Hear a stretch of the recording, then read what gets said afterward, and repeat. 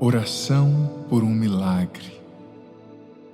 Querido filho, querida filha, eu não sei qual é a sua luta de hoje, qual é o seu impossível, qual é o milagre do qual você precisa, mas o que eu sei, que não existe nada impossível para Deus. O nosso Deus pode tudo. E, sobretudo, saiba que nessa situação, Deus está com você. É, você mesmo. Deus está com você. Ele está te amando nessa situação.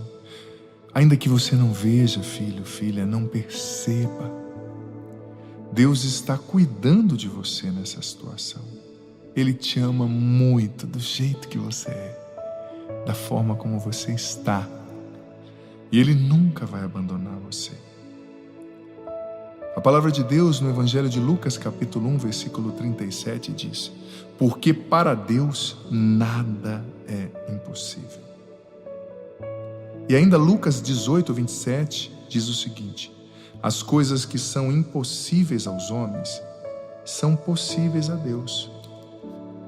Mais uma vez eu digo, eu não sei o tamanho do seu impossível, mas eu sei o tamanho do seu Deus. Ele é enorme, Ele é maior que tudo. Não desanime. Deus te ama e Ele não te abandona. Eu te convido já, amado filho, amada filha, a se inscrever agora no canal, se você não é inscrito. Ative o sininho das notificações para você ser informado quando entrar vídeos novos, para você ser informado, informada. E deixe de antemão seu joinha, seu like, sua curtida nesse vídeo, porque só assim essa oração vai ser mostrada por essa plataforma para mais pessoas. Compartilha também o link desse vídeo com seus grupos de WhatsApp, Telegram. Envia para os seus amigos para que mais pessoas recebam essa oração. Tenha fé. A fé é o combustível do milagre. Jesus pode transformar você e mudar essa situação.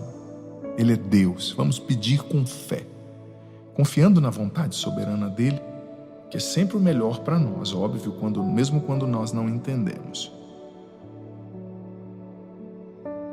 Senhor Jesus, nós viemos a Ti, nós nos apresentamos a Ti, assim como somos, pecadores e fracos. Te pedimos perdão pelos nossos pecados e nos arrependemos deles. Por favor, nos perdoa, Jesus.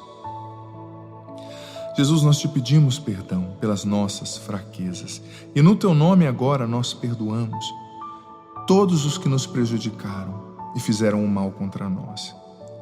Porque nós sabemos que sem liberar o perdão, o milagre não pode nos alcançar. Se nós ainda continuarmos cultivando rancor e mágoa, o Senhor não tem espaço para operar o milagre e agir na nossa vida. Por isso, em Teu nome, nós perdoamos aquela pessoa que mais nos ofendeu. Nós perdoamos, ainda que o nosso coração ainda não sinta isso, não tenha vontade. Nós dizemos aqui que perdoamos em Teu nome, Jesus. E te pedimos a graça de o fazer de fato. Cura o nosso coração pela força do perdão. Nós renunciamos, Senhor, ao mal e todas as suas obras, ao inimigo e todas as suas obras, em Teu nome, Jesus. E te damos, Senhor, todo o nosso ser. Te aceitamos, Jesus, como nosso único Deus e Senhor. Pedimos que o Senhor venha nos curar e fortalecer no corpo, na alma e no espírito. Senhor Jesus, cubra-nos com o Teu sangue, nos encha com o Teu Espírito. Faz a Tua obra em nós, por intercessão da Virgem Maria. Senhor, eu peço, pelo poder do Teu nome, e ancorado na Tua palavra que diz, em Mateus 7,7, pedi e recebereis, buscai e encontrareis, batei e a porta vos será aberta. Na Tua palavra que diz no Evangelho de João, capítulo 16, ainda não pedistes ao Pai o meu nome. Peçam, para que Ele vos atenda e a vossa alegria seja completa. Amparado, Senhor, nessas palavras, nós clamamos agora, Jesus, em Teu nome. Vem realizar, Senhor, esse milagre. Em Teu nome, Jesus. Vem realizar em Teu nome, Jesus, isso que é impossível para nós. Vem curar essa doença, Jesus, em Teu nome. Vem abrir essa porta que está fechada. Vem libertar essa pessoa do vício, Senhor, da droga. Vem proteger essa pessoa na cadeia. Vem mudar a nossa sorte. Vem mudar essa sentença de morte contra nós. Vem providenciar o dinheiro que precisamos para pagar essa conta. Vem providenciar um emprego, Senhor. Vem restaurar esse casamento, vem curar essa criança doente, esse idoso doente. Vem mudar essa ação judicial, Senhor, essa sentença de morte, de destruição. Vem mudar, Jesus, em Teu nome. Faz o que é impossível para nós, Senhor. Na Tua palavra está escrito que para o Senhor nada é impossível. Vem, Jesus, e faz esse milagre agora na nossa vida, na vida desse filho, desta filha que reza comigo nesse momento. Realiza esse milagre em Teu nome. Realiza esse milagre nessa família, realiza esse milagre na saúde dessa pessoa, na mente dessa pessoa, nas emoções, no corpo, na alma, na vida financeira. Vem agir com a Tua providência e faz o milagre, Senhor. Essa pessoa pensando em se suicidar, faz o milagre e liberta essa pessoa agora. Faz o milagre da conversão em nós e na nossa família, Jesus. Para o Senhor nada é impossível. Vem nos libertar. Vem nos curar, vem fazer o que é impossível para nós. Nós sabemos, Jesus, que não existe impossível para Ti. O que para mim, o que para nós parece sem solução, para o Senhor basta uma palavra e o impossível acontece. Ó Jesus, assim como o Senhor curou os leprosos, vem nos curar agora. Assim como o Senhor ressuscitou os mortos, Jesus, vem nos ressuscitar agora. Assim como o Senhor libertou os oprimidos pelo demônio, vem nos libertar agora, Senhor. Assim, Senhor, como o Senhor curou o cego de nascença, como o Senhor curou os aleijados, os coxos, os mudos, os surdos, vem nos curar, Jesus, em Teu nome. Cura-nos dessa ansiedade que não sai da nossa cabeça, dessa aceleração mental que não nos deixa dormir, Jesus, em Teu nome, cura-nos. Liberta-nos dessa depressão, Senhor, desse desejo de morte. Liberta-nos, Senhor, desse espírito de falência que não nos deixa prosperar e progredir. Liberta-nos, Senhor, desse espírito de adultério que destrói os nossos relacionamentos, nosso cônjuge. Liberta, Senhor, desse espírito de vício que está destruindo a nossa família, a nossa vida. Liberta-nos do vínculo com o ocultismo. Liberta-nos das falcatruas que fizeram contra nós para nos amaldiçoar. Liberta-nos das consequências dos nossos próprios pecados, Senhor. Essa é a oração do impossível, Jesus. Em Teu nome, vem realizar o milagre na nossa vida. Em Teu nome, Senhor, vem nos salvar. Nada é difícil demais para o Senhor, Jesus. Nada é impossível para Ti, Jesus. O Senhor pode tudo. Vem e nos liberta, vem e nos levanta. Vem e faz o milagre da santidade, nos faz santos, nos converte. Vem e faz o milagre, Senhor, de mudar a nossa mentalidade. Vem e faz o milagre de mudar a nossa sorte. Muitos filhos e filhas que talvez receberam uma sentença de morte com um exame, com o diagnóstico de uma doença, cura agora, muda a nossa sorte, nos dá uma nova chance. Faz um milagre na nossa vida, Jesus. Faz o que é impossível para nós, Senhor. Nós confiamos no poder do Teu nome, Jesus. E pelo poder do Teu nome derruba as muralhas na nossa vida e na nossa família. Pelo poder do Teu nome traz a providência. Pelo poder do Teu nome faz a reconciliação acontecer. Que esses inimigos façam as pazes. Talvez tenha alguém nos perseguindo, querendo nos matar. Que essa pessoa não nos encontre, não nos enxergue. Talvez estamos devendo, jurados de morte. Vem nos libertar e nos proteger, Jesus. Talvez cometemos um grave pecado e isso vai vir a público, não temos o que fazer. Vem nos proteger, Senhor, vem nos defender. Vem nos proteger, Jesus, em Teu nome. Senhor, vem em socorro da nossa falta de fé. Nós cremos, mas vem em socorro da nossa falta de fé. Nos ensina a confiar mais, a ter mais fé, porque o combustível do milagre é a fé. Vem tirar a angústia do coração dessa pessoa, a depressão, a ansiedade, o medo. Essa pessoa que se culpa pela morte daquela outra pessoa, essa pessoa que não se perdoa. Vem fazer esse milagre, Senhor, do auto perdão, da reconciliação. da restauração do casamento, da família. Devolve 7 vezes mais, Jesus, aquilo que o inimigo tirou, que as pessoas tiraram de nós, que a tentação roubou de nós. Restitui, Senhor, o que é nosso, o que foi roubado pelo mal. Faz um milagre na nossa vida, Jesus. Nos abençoa, nos liberta, nos levanta. O que é impossível para nós, realiza agora, Jesus, em Teu nome. Traz a cura física, emocional, espiritual, psíquica. Traz a restauração. Muda a nossa sorte, nos faz sorrir outra vez, nos faz felizes em Teu nome, Jesus. Faz um milagre na nossa vida. O Senhor esteja convosco. Ele está no meio de nós. Desça sobre vós, sobre a tua situação, selando esse milagre, a bênção do Deus Todo-Poderoso, em nome do Pai, do Filho e do Espírito Santo. Amém. Amado filho, amada filha, eu te convido, escreva aqui nos comentários os seus pedidos de oração, o nome das pessoas, situações pelas quais você quer que eu reze, que o Padre vai rezar todos os dias. Não saia sem colocar o seu pedido de oração e sem se inscrever no canal. Deixa também seu like, sua curtida nesse vídeo e compartilha esse link com mais pessoas, esse vídeo com mais pessoas. E também eu quero deixar como sugestão você conhecer as playlists aqui do meu canal, a playlist Orações com Orações Poderosas. E na playlist Clips tem uma música chamada Liberta-me, Senhor. Ela casa totalmente, perfeitamente com essa oração. Saindo daqui, digita Liberta-me, Senhor, Padre Adriano Zandoná, aqui no YouTube, ou vá na playlist Clips e procura Liberta-me, Senhor. Escute essa canção, que ela é providencial para esse momento e vai selar toda essa bênção aqui na sua vida. Deus ilumine você. Eu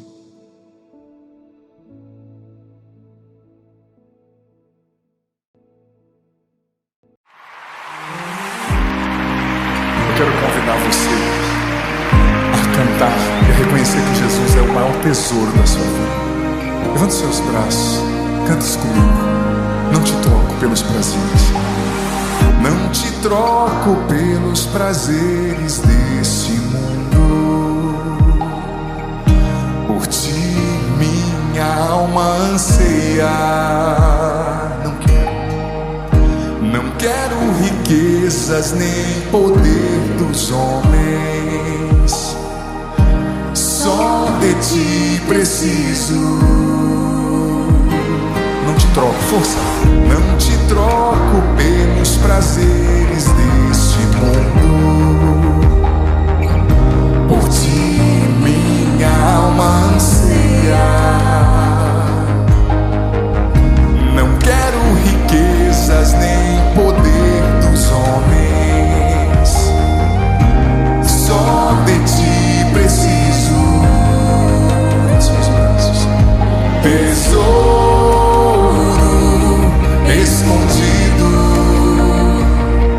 te amo, Jesus, tu és o meu esposo, quero viver escondido em ti. Tesouro escondido, canta. Tesouro escondido, te amo, Jesus. Canta isso. Tu és o meu esposo, quero viver escondido em ti. Proclama isso. Nenhum prazer, nenhuma riqueza, Senhor. Eu não te troco. Tu és meu bem maior. Não te troco. Não te troco pelos prazeres deste mundo. Por ti minha alma anseia. Não quero riquezas nem poder dos homens. Só de ti preciso. Tesouro escondido,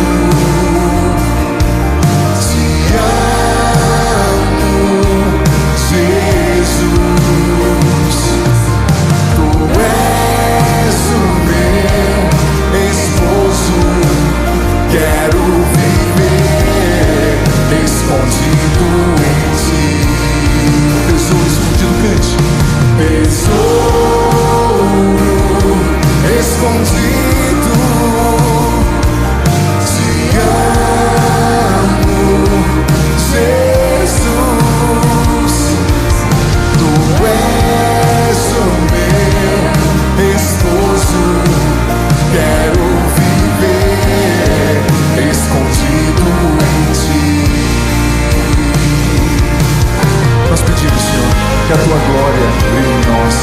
tua face brilhe em nós. Levante seus braços e canta isso. E que tua glória, tua face brilhe, tua glória brilhe. E que a tua face brilhe em mim. E que a tua glória brilhe em mim. E que a tua face brilhe em mim. E que a tua glória brilhe em mim. E que a tua face brilhe em mim. E que a tua glória brilhe em mim. E que a tua face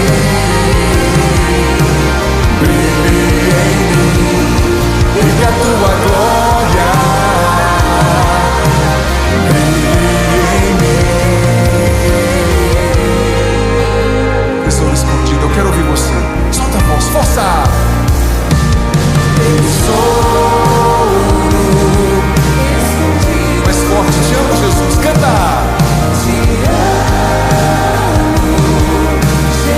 Tu és o meu esposo, solta a voz.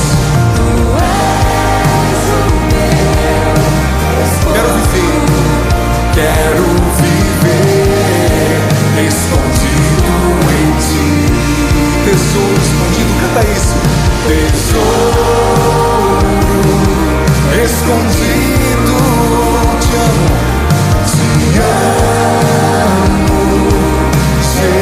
Jesus. Tu és o meu esposo. Quero escondido em ti, quero viver escondido em ti. Uma salva de palmas ao nosso tesouro escondido. Ele é Jesus. A ti toda a glória, Senhor. A ti toda a adoração. Você, querido filho, querida filha, nos acompanhando nesse domingo aqui, direto do Santuário do Pai das Misericórdias, nesse quarto domingo da Páscoa, portanto, como o Padre bem disse, domingo do Bom Pastor, e também encerrando o acampamento mariano. E é claro, querido filho, querida filha, que dá para a gente fazer uma analogia muito rica, uma congruência aí desses fatores todos que a liturgia nos apresenta, de maneira muito profunda, porque, veja bem, nós estamos celebrando o Domingo do Bom Pastor. E Jesus, nesse evangelho, que é único em toda a Escritura, ele nos apresenta de maneira muito clara quem é o bom pastor e o que significa ter um bom pastor, ser cuidado por um pastor. Mas antes de entrar na reflexão acerca daquilo que a liturgia nos apresenta, antes de refletir sobre a realidade do bom pastor, eu quero começar com uma frase de São Luís Grignon Maria de Montfort, na qual ele nos afirmou o seguinte: São Luís Maria Grignon de Montfort: a quem Deus quer fazer muito santo, Deus o faz muito devoto de Nossa Senhora. Veja bem, São Luís de Montfort: a quem Deus deseja fazer muito santo, muito parecido com Ele, Ele o faz muito devoto de Nossa Senhora. Ele o faz um imitador de Nossa Senhora. Até mesmo porque, você sabe... Dá um pouquinho de retorno do teclado aqui para mim, por gentileza. Pode colocar isso. Até mesmo porque você sabe que no Concílio Vaticano II, não existiu um documento específico sobre Nossa Senhora. Mas os padres conciliares, o Concílio Vaticano II foi proclamado por João XXIII, concluído por Paulo VI, um concílio muito importante, mas não é que eles deixaram de lado Nossa Senhora. Nossa Senhora estava presente em toda a reflexão do concílio, em especial no documento chamado Lumen Gentium, no número 8. Os padres conciliares ali disseram o seguinte: Maria é o perfeito tipo de igreja, ou seja, ela é o modelo de virtudes cristãs, o modelo perfeito de cristianismo ao qual todos nós devemos imitar. Nossa Senhora é um modelo do que eu e você precisamos ser, viver, fazer. Ela é um modelo para mim e para você, disse o Concílio Vaticano II. E, repito novamente, São Luís: quem Deus quer fazer muito santo, Deus o faz muito amigo de Nossa Senhora. Eu vou trocar aqui a palavra devoto pela palavra amigo. Deus o faz muito amigo de Nossa Senhora, porque Nossa Senhora, ela é aquela que nos forma. É uma das características de Nossa Senhora. Ela gerou Jesus no seu ventre, ela educou Jesus como mãe, e ela também recebeu de Deus. No livro As Glórias de Maria, Santo Afonso Maria de Ligório nos ensina que Maria recebeu de Deus essa função, essa missão de formar no seu ventre os filhos e filhas de Deus para serem a imagem de Jesus, para imitarem o seu filho Jesus. Então Maria nos ensina, é bom demais, é boa coisa ser amigo de Maria, viu? É boa coisa imitar Nossa Senhora, porque imitando Nossa Senhora, nós estamos debaixo de uma proteção muito singular.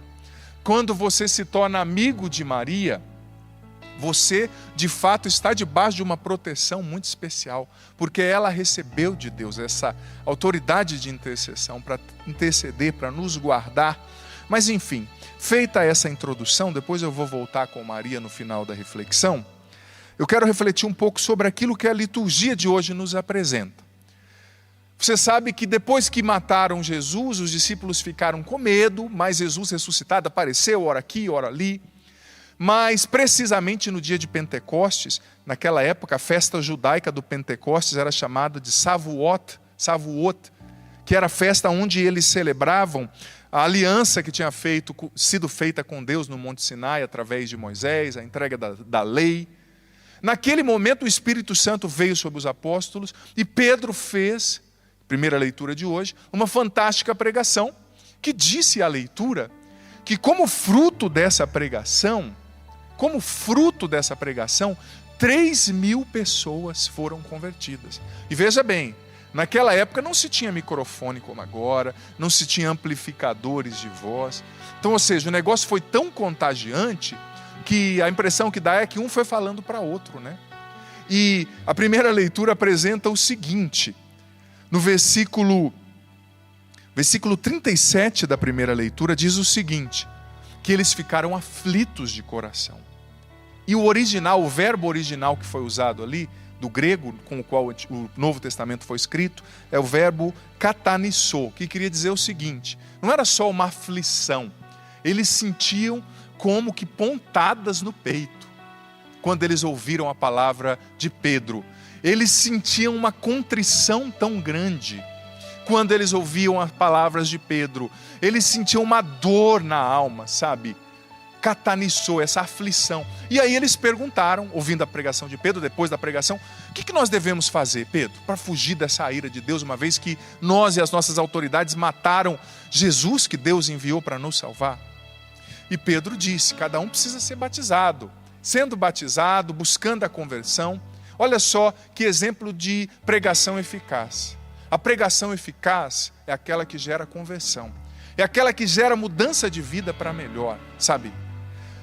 A primeira leitura nos traz esse evento fantástico. E Pedro depois, os Atos dos Apóstolos continuam narrando com muitos sinais, pregando no poder do Espírito Santo, vai contagiando, convencendo milhares de pessoas que aderem àquela religião nascente ali, a partir da vinda do Espírito Santo em Pentecostes, evento fundante quase que para a igreja se configurasse como nós a conhecemos, a partir dos relatos dos Atos dos Apóstolos. Mas na segunda leitura, o Salmo não precisa nem dizer, né? O Salmo que fala que Deus é o pastor que nos conduz, não nos falta coisa alguma. Mas a segunda leitura começa com uma afirmação fantástica e ao mesmo tempo que mexe com a gente. Olha só, versículo 1 da segunda leitura. Se suportais com paciência aquilo que sofreis, isso vos torna agradáveis diante de Deus. É esse o verbo. A segunda leitura está falando que para ser agradável a Deus, a gente precisa aprender a suportar as provações. suportar com paciência a ingratidão, suportar com paciência, aliás, o tempo difícil. E Maria é um exemplo fantástico de alguém que soube suportar aos pés diante da cruz, soube suportar quando ela não entendeu, soube suportar quando o cenário parecia incerto. Nós estamos vivendo, como famílias, pessoas, sociedade, igreja, um tempo que nos desafia. E nesse tempo a gente precisa desenvolver a virtude da resiliência, como Nossa Senhora. Resiliência espiritual, psíquica, emocional, nos nossos relacionamentos. A gente precisa suportar. Como alguém certa vez disse, aguenta firme, meu filho. Esse alguém é o fundador da Canção Nova, o Padre Jonas Abib, sempre nos ensinou, aguenta firme, minha filha. Aguenta firme, meu filho. Suportar. Quem suporta com paciência se torna agradável a Deus. Por isso que Maria é agradabilíssima aos olhos de Deus. E a segunda leitura continua, no finalzinho da segunda leitura, veja bem, dessa carta de Pedro, diz o seguinte, que pelas feridas de Jesus, nós somos curados. Isso sinaliza o quê? Que ele realiza o ofício de bom pastor, dando a sua vida na cruz por cada um de nós. Você sabe que o livro do profeta Ezequiel, no capítulo 34, lá no Antigo Testamento, existe um sermão que já falava dos pastores, no qual o autor sagrado, em nome de Deus, condenava os falsos pastores, os maus pastores, que exploravam o povo, que não levavam o povo para Deus, mas que eram gananciosos, que usavam o povo como instrumento para terem o que queriam. E essa segunda leitura faz um paralelo com essa citação de Ezequiel 34, mas dizendo, olha, Jesus é o bom pastor que nos salva através das suas feridas, ou seja, ele nos salva dando a sua vida. E aí nós entramos no Evangelho. Jesus diz, eu sou o bom pastor, eu dou a minha vida pelas ovelhas. Mas eu vou dizer uma coisa para você, para nós hoje, em pleno século 21, em 2020, parece um pouco distante quando a gente fala de pastor e de ovelha, né? Na sociedade de Jesus, que era pastoril, que era bem agrária, era muito comum. Até hoje em Israel, quando a gente vai, a gente acaba percebendo ali, às vezes um pastor com as suas ovelhas ou cabritos, né? Para nós é muito difícil, mas quando Jesus está falando da figura do pastor, ele está refletindo sobre a figura de autoridade. E no domingo do bom pastor, nós precisamos refletir sobre a nossa figura de autoridade. Todos nós, de alguma forma, alguns mais, outros menos, exercemos alguma forma de autoridade. Você pai, você mãe, eu padre, você profissional, você político, você professor, você que coordena um grupo, que faz uma atividade, que exerce ali, na qual você exerce a autoridade. O Evangelho está nos mostrando, Santo Tomás de Aquino também falou sobre isso, que o modelo de toda autoridade é o Cristo bom pastor. Você quer ser um marido respeitado? Dê a vida pela sua esposa, nas pequenas coisas. Esse é o modelo de autoridade. Você quer ser um pai respeitado? Dê a vida pelos seus filhos, nas pequenas coisas. Você quer ser um padre respeitado? Dê a vida pelas suas ovelhas. Você quer ser uma esposa respeitada? Doe-se, sirva dando a vida. Claro, com inteligência, com limite, com respeito próprio, mas o modelo da autoridade, dizia Santo Tomás de Aquino, é o bom pastor, é a caridade do bom pastor. O nome já diz, se ele é bom, né, o adjetivo que define o pastor é que ele é um bom, é porque existia um mau pastor, maus pastores naquela época, né? Se o Evangelho está dizendo que Jesus é o bom pastor, é porque existiam maus pastores. E o Evangelho segue descrevendo as características desse bom pastor. Ele dá a vida pelas ovelhas. E sabe outra característica interessante que Jesus parece que bate em cima, né? Versículo 3 do Evangelho de hoje. Eu sou o bom pastor. As minhas ovelhas reconhecem a minha voz. As minhas ovelhas reconhecem a minha voz. Olha, Jesus está dando um critério para que a gente descubra se a gente é discípulo dele ou não. Se nós estamos no rebanho dele ou não. Porque, filha, se você não escuta a voz de Jesus, não reconhece a voz do pastor, você não está sendo o rebanho de Cristo. E como eu disse, é difícil para a gente entender, mas eu ouvi o relato esses dias, num país bem pobrezinho, ali no leste da Europa, quase na Ásia, que é bem frio, e ainda existem muitos pastores, né? País mais pobre. E diz que à noite, quando esfria muito, existe como que uma cooperativa, um lugar em comum, onde os pastores levam as suas ovelhas para dormirem, passarem a noite ali, abrigadas do frio, né? E é interessante que no outro dia cedo, segundo esse relato, não é que os pastores entram lá naquele redil e cada um vai catando a sua ovelha pela orelha ou amarrando, não. Cada um fica na porta e começa a chamar. Cada um fica na porta e começa a chamar. E a ovelha é um animal tão interessante que cada ovelha reconhece a voz do seu pastor e vai se agrupando do lado dele. Olha que interessante, que coisa linda, né? A ovelha reconhece a voz daquele pastor que cuida dela desde quando ela era criança. Ela era um bebezinho ali, né, melhor dizendo. E, segundo esse relato, no dia cedo cada um gritava. Claro que cada pastor tinha o seu jeito de chamar. Um cantarolava, o outro dava gritos. Mas as ovelhas se agrupavam do lado dele. É um critério para você e eu entendermos se nós estamos de fato sendo discípulos de Jesus ou não. Nós estamos ouvindo, sabendo reconhecer. A palavra, além de ouvir, o Evangelho diz reconhecer. E eu vou dizer para você, filho, filha, são tantas as vozes que falam dentro de nós. É ou não é verdade? Ai, padre, é tão simples, então é só reconhecer a voz de Jesus? Ah, só. Se fosse assim, né? Só reconhecer a voz de Jesus. São tantas as vozes que falam dentro da gente. Sobretudo num tempo como esse que nós estamos vivendo. Que a gente não sabia, muita gente não sabia que era tão limitada como nós somos.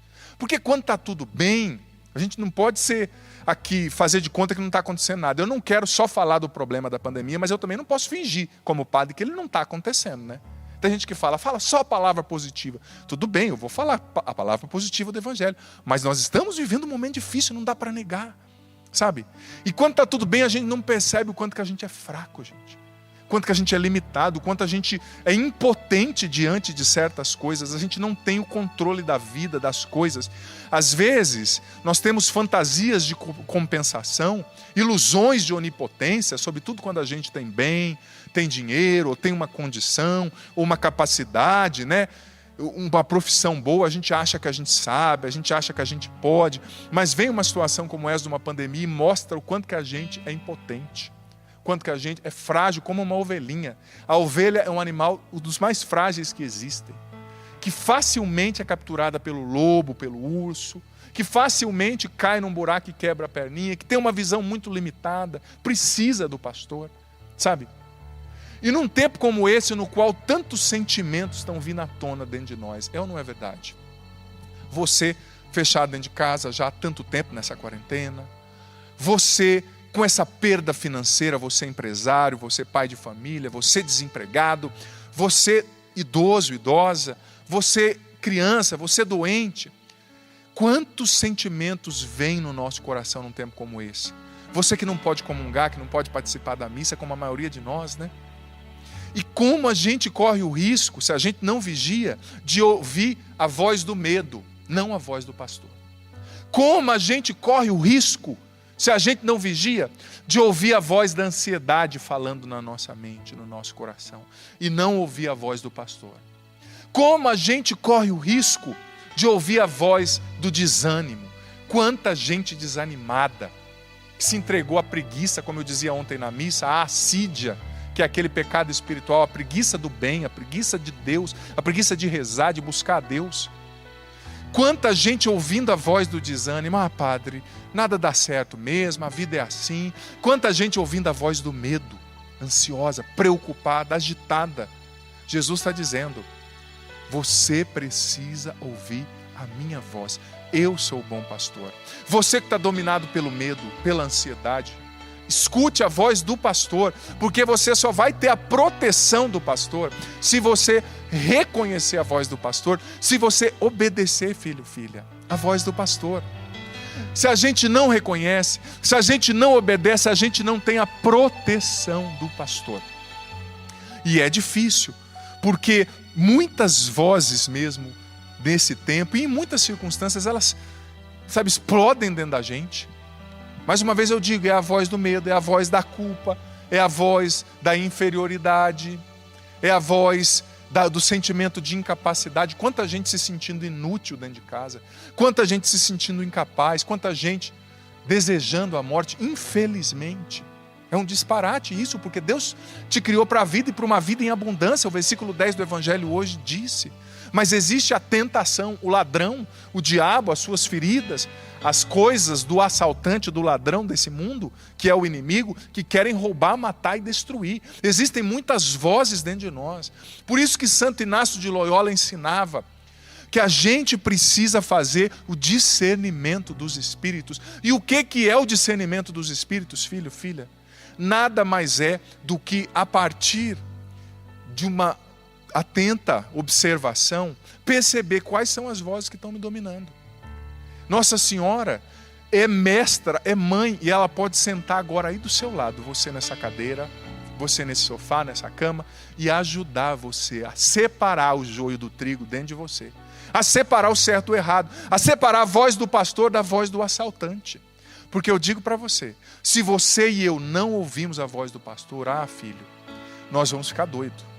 Porque são tantas más notícias, e não só más notícias, são coisas reais, são problemas, são coisas que a gente está vendo, são situações difíceis, a gente se sente impotente, a gente se sente frágil. E outra característica bonita do bom pastor, é que o bom pastor, ele era especialista em defender a sua ovelha. Por isso que Jesus fala de dar a vida. Se aparecesse um leão, Davi mesmo no Antigo Testamento disse que ele enfrentou o leão e o urso para não deixar as ovelhas do seu pai serem devoradas. Existia o aspecto da defesa no pastor, mas existia também o aspecto da cura. Jesus é o bom pastor que defende você, mas que também cura as suas feridas. É tão bonita aquela imagem de Jesus como bom pastor que traz uma ovelha assim no pescoço, você já viu, que estava com a perninha enfaixada, e ele traz a ovelha no pescoço, tipo carregando a ovelha ferida, curando aquela ovelha machucada pelas circunstâncias. Nossa Senhora é essa mãe. Eu vou usar essa analogia que para o tempo de hoje vai servir bem, né? É a divina enfermeira que pega você machucado e leva você diante do filho dela, na UTI, na qual o próprio Jesus é o cirurgião, né? É aquele que cura, é o bom pastor, é o médico dos médicos, é o Senhor dos senhores, é o príncipe da paz. Nossa Senhora é essa mãe enfermeira que pega os filhos machucados, as ovelhas feridas, as ovelhas ensanguentadas, as ovelhas destruídas. Talvez hoje você esteja precisando desse aspecto, do bom pastor que te defenda. Talvez você esteja hoje precisando escutar a voz do bom pastor, que como Jesus que chegou ali fora do sepulcro e gritou, Lázaro, vem para fora. Esse é o efeito da voz do bom pastor, é um efeito de ressurreição. Jesus chega agora no sepulcro no qual você se encontra e grita. Marta, João, Maria, Beatriz, Flávio, José, Francisco, Tiago, vem para fora. Mas também, além de ser aquele que te chama pelo nome, como diz o versículo 4, além de ser aquele que te defende contra os perigos, ele é o pastor que cura. Talvez hoje você, como eu dizia na missa ontem, esteja ferido, precisando de cura. E esses dias eu refletia sobre algo lendo um artigo que me chamou muita atenção, de um psiquiatra americano que dizia que por trás de todo adulto difícil tem uma criança ferida. Por trás de todo adulto ferido, difícil aliás, tem uma criança ferida. Quantos de nós feridos pela vida? Quantos de nós precisamos de cura para a criança interior, né? Porque veja bem, aquilo que você não cura, você carrega com você pela vida. É uma mochila, né? Que está pesando talvez sobre os seus ombros, sobre as suas emoções, sua mente, seu coração. Quanta gente ferida pelo pecado, porque o pecado nos fere, vai nos matando por dentro. Quanta gente ferida pela culpa, pelo desespero, pela ansiedade, pela depressão.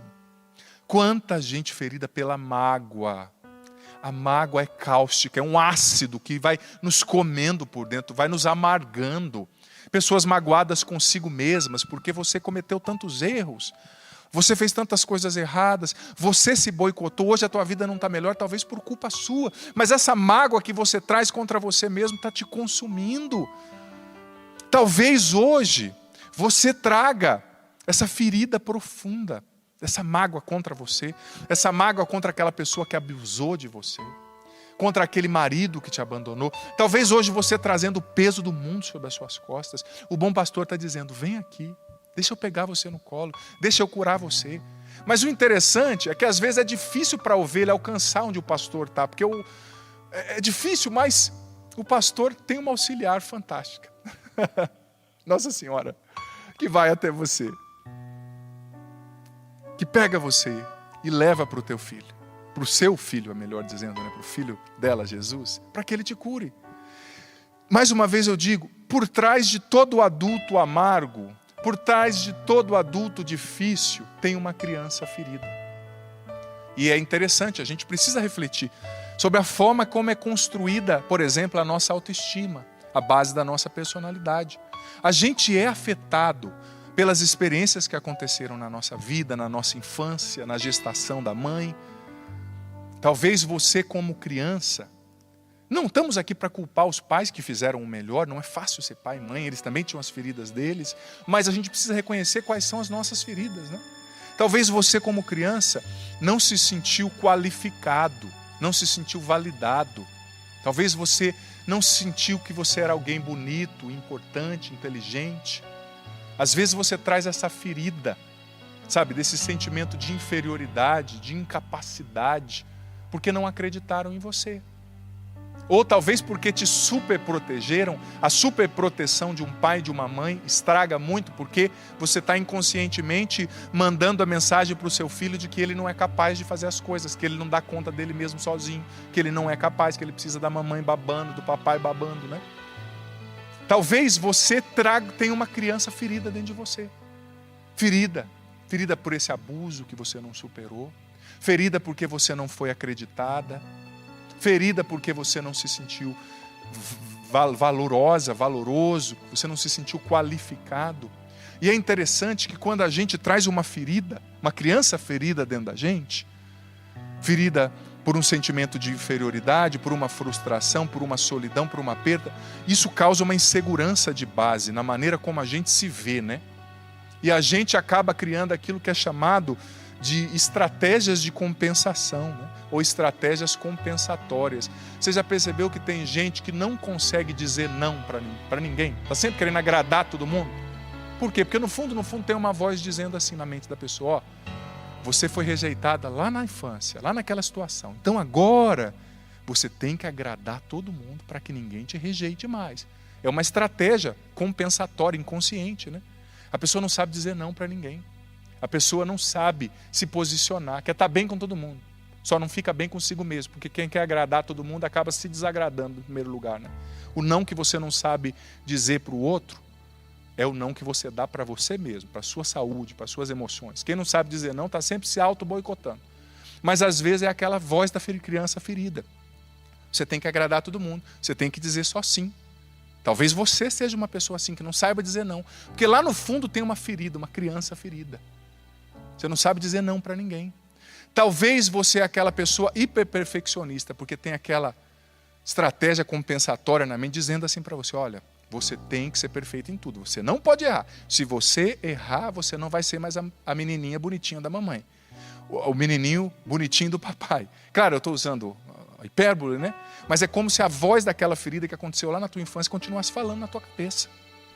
Mas Jesus é o bom pastor que conhece você, conhece a sua história, conhece as suas feridas, conhece o seu dilema. Talvez você esteja pensando, mas padre, não é somente essa situação da minha história, não. É o que eu estou vivendo agora nessa pandemia. Filho, o problema de hoje, ele só traz à tona o problema de amanhã, de ontem, aliás, que não foi resolvido. Quando a gente traz muita coisa dentro da gente, é como uma panela de pressão, uma hora estoura. E quando vem aquele vapor de uma vez, estoura. Então, o bom pastor está chegando até você hoje e falando, me entrega essa criança ferida dentro de você. Eu quero curar. Nossa Senhora está chegando até você hoje e dizendo, vem a mim, filho machucado, filha ferida, deixa eu te apresentar o meu filho. Nossa Senhora está chegando até você hoje que está confuso.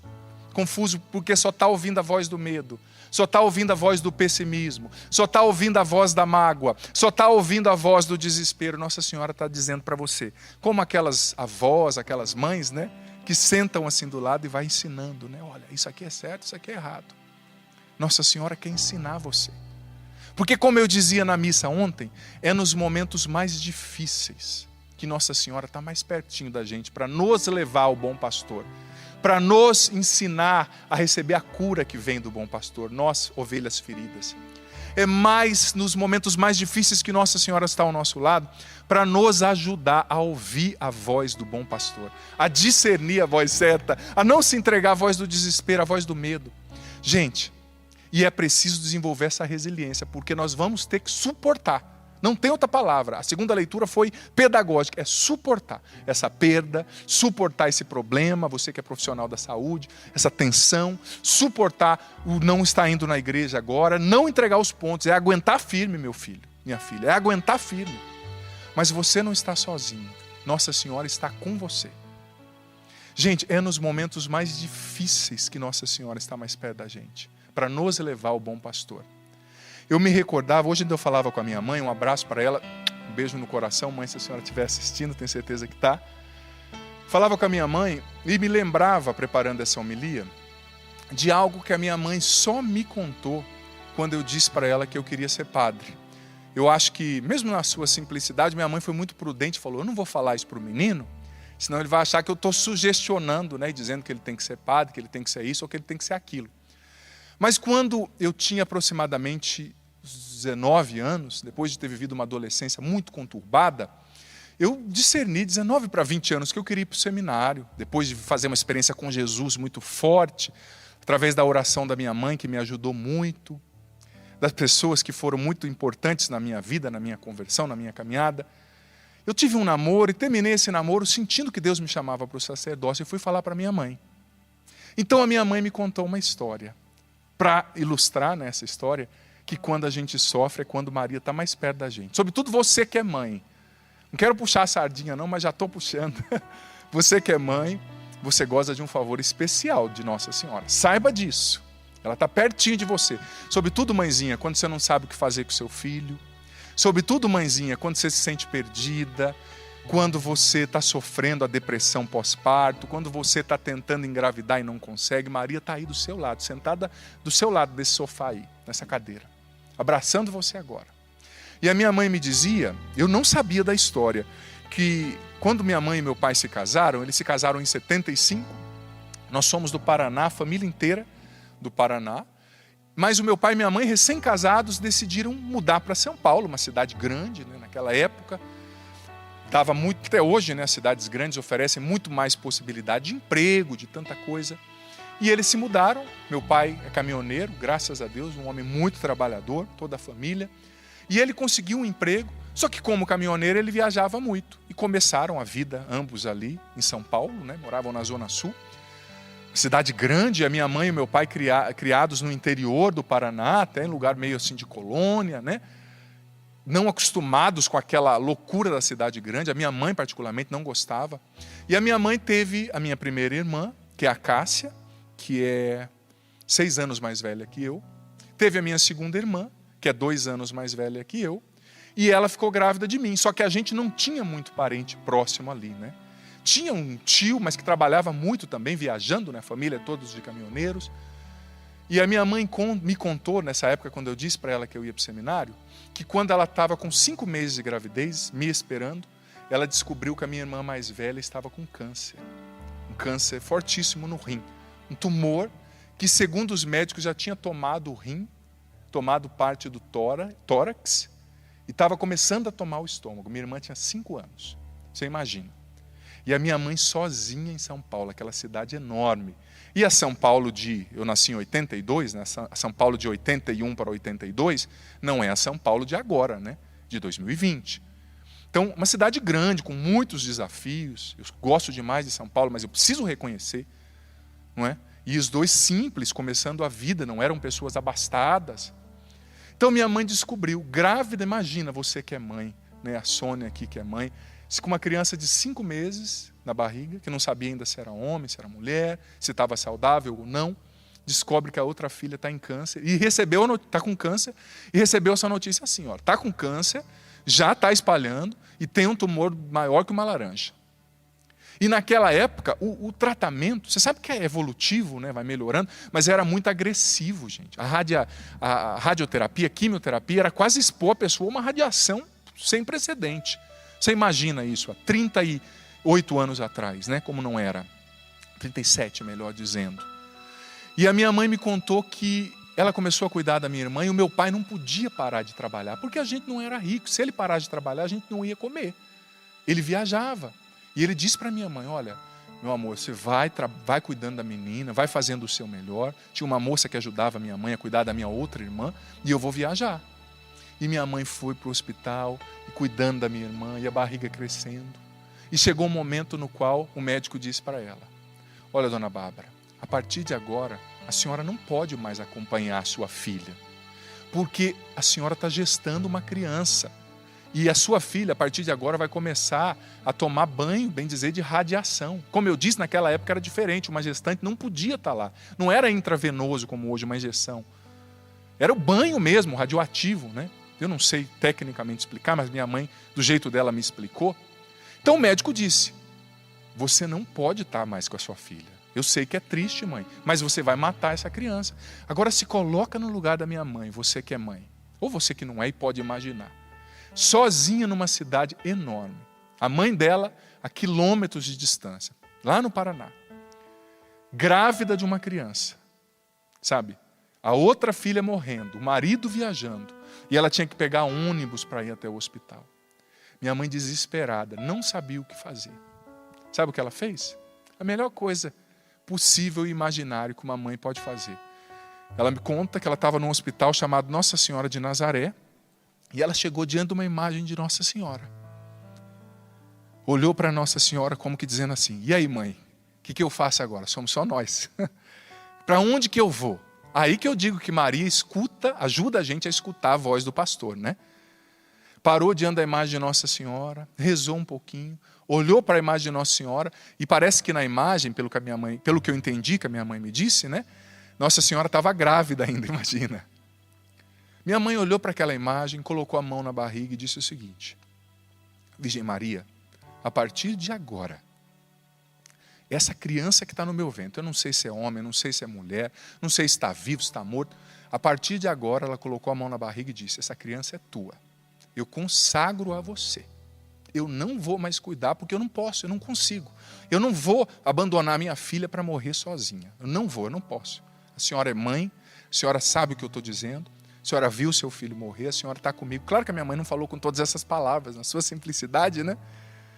Ela fez o mais importante. Olhou para Maria e disse, mãe, me ajuda. E ela me consagrou a Nossa Senhora. Ali diante daquela imagem, disse para Nossa Senhora, olha, é teu. E diz a minha mãe que depois disso ela seguiu cuidando. Deixa eu ficar aqui pertinho da mãe. Ela seguiu cuidando da minha irmã. E a minha irmã foi tratando. E a gravidez foi acontecendo, né? Minha mãe, tadinha, não conseguiu dar tanta atenção para a gravidez. Não é que ela foi desleixada, mas ela não conseguiu. Se coloca no lugar, né? Sozinha, marido viajando, longe da família, filha morrendo. E a minha irmã estava de mal a pior. E a minha mãe começou a rezar todo dia com Nossa Senhora e fazer promessas a Nossa Senhora, consagrando eu, que estava ali sendo gestado, e a minha irmã, que estava ali naquela situação difícil. E conta a minha mãe que a situação da minha irmã foi ficando muito difícil, ela tinha que fazer 20 sessões de radioterapia, mas ela só conseguiu fazer 19. E quando a minha mãe estava para se internar, para dar a luz para que eu nascesse, o médico disse, mãe, é a hora da gente operar a sua menina, a Cássia. Você nos autoriza? Não tem o que fazer, mãe, o tumor está muito grande. E a minha mãe de novo foi diante da imagem de Nossa Senhora e falou, Maria, somos nós. Me ajuda a escutar a voz do bom pastor. Né? Claro, eu estou contando do jeito como eu entendo. Né? Talvez tenham detalhes que a minha mãe sabe melhor que eu, mas foi assim que ela me contou e que eu consegui aprender a entender. E, gente, sem brincadeira, a minha mãe me conta que o dia que ela se internou para dar a luz de mim, para que eu pudesse nascer, no mesmo dia ali, na mesma semana, a minha irmã fez uma cirurgia e tirou um dos rins onde estava o tumor. diz que tinha 700 gramas, mais de 700 gramas, o tumor cancerígeno no rim da minha irmã. Ela tirou um dos rins, ficou só com um. E seria muito difícil ela escapar daquela situação. Mas eu vou dizer para você. Os médicos, a médica que cuidava da minha irmã, que é muito amiga da minha mãe sempre falou muito dela, até hoje não sabe explicar certamente assim, cientificamente, o que aconteceu com a minha irmã. Tirou o rim, mas tinha outros problemas, o câncer estava se espalhando. O dia que a minha mãe recebeu alta para ir embora comigo para casa, a minha irmã recebeu alta e foi embora junto com a gente. Foi embora junto com a gente. Claro que ela continuou tomando medicação, fazendo tratamento, mas ela foi sendo curada. E olha, eu vou dizer para você, a minha irmã era para ser uma mulher feia, deformada, não poderia ter filho por causa de tudo que ela passou. Ela tem 2 filhas, lindas e perfeitas. E não é porque é minha irmã, não, mas é uma das mulheres mais bonitas que eu já conheci. E para você ver como que a intercessão de Nossa Senhora é eficaz, além do filho da minha mãe ter nascido, que sou eu, nasceu assim desnutrido, com 2 metros, calçando 46, comendo igual um leão, né? Para dizer da eficácia da intercessão de Nossa Senhora. E a minha mãe não tinha me contado, mas na minha adolescência, eu já contei meu testemunho aqui várias vezes, tive momentos muito difíceis, comecei a usar droga, infelizmente muito novo, não tenho vergonha nenhuma de dizer. Comecei a usar droga com 11 para 12 anos e comecei a aumentar o uso de drogas. E quando eu tinha 15 anos, para encurtar a história, né?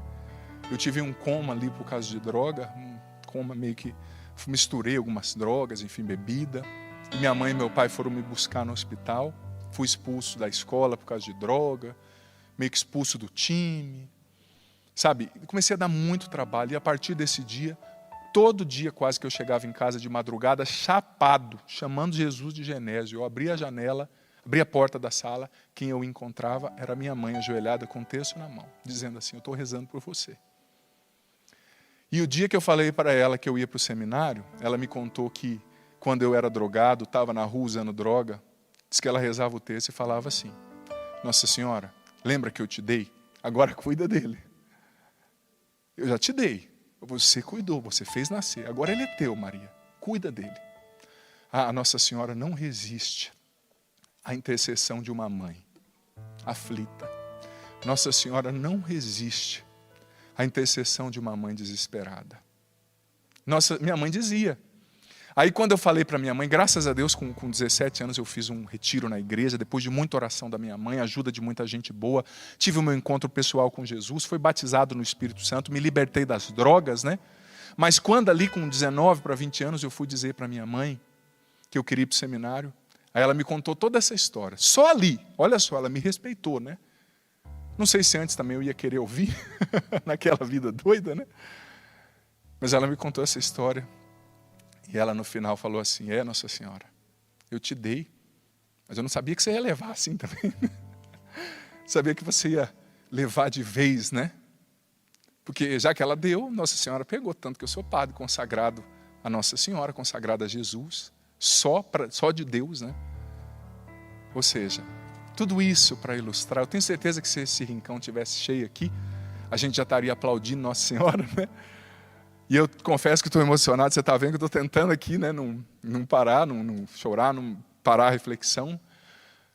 Mas tudo isso para dizer que quando você confia em Nossa Senhora, quando você pede a ajuda de Nossa Senhora, quando você reza para ela, quando você se confia à Mãe de Deus, que é a nossa mãe também, ela sempre vem em seu socorro. Ela sempre vem no seu socorro, em seu socorro. Nossa Senhora é a mãe da igreja, disse Paulo VI também no Concílio Vaticano II. E ela é a tua mãe. Você, mãe, com filhos igual o padre Adriano Zandoná antes da conversão, e olha que eu dei trabalho, gente, só via rock satânico, plantava maconha no fundo de casa escondida da minha mãe, tinha os namoros tudo errado, quase fui pai novo, tudo que você achar de ruim. Mas o que é de Nossa Senhora? Quando uma mãe, você não tem noção da tua autoridade espiritual sobre o teu filho. Pai, você não tem noção coloca a mão sobre essa criança, sobre esse filho que está na droga e reza, consagra, fala: Maria, é teu. Você talvez não está vendo, a ação de Nossa Senhora é discreta, mas quando a gente consagra, ela sempre age em nosso favor. Você mãe, você pai, você doente, você lutando contra o vício da droga, você desempregado, você não está sozinho. Você tem mãe. A mãe que vai te levar a Jesus, bom pastor, para curar suas feridas. As feridas da tua alma, a criança ferida dentro de você. A mãe que vai levar você ao bom pastor e vai te ensinar a ouvir a voz dele. Ouvir a voz dele. Ouvir a voz dele. Ouvir a voz dele. Ouvir a voz dele.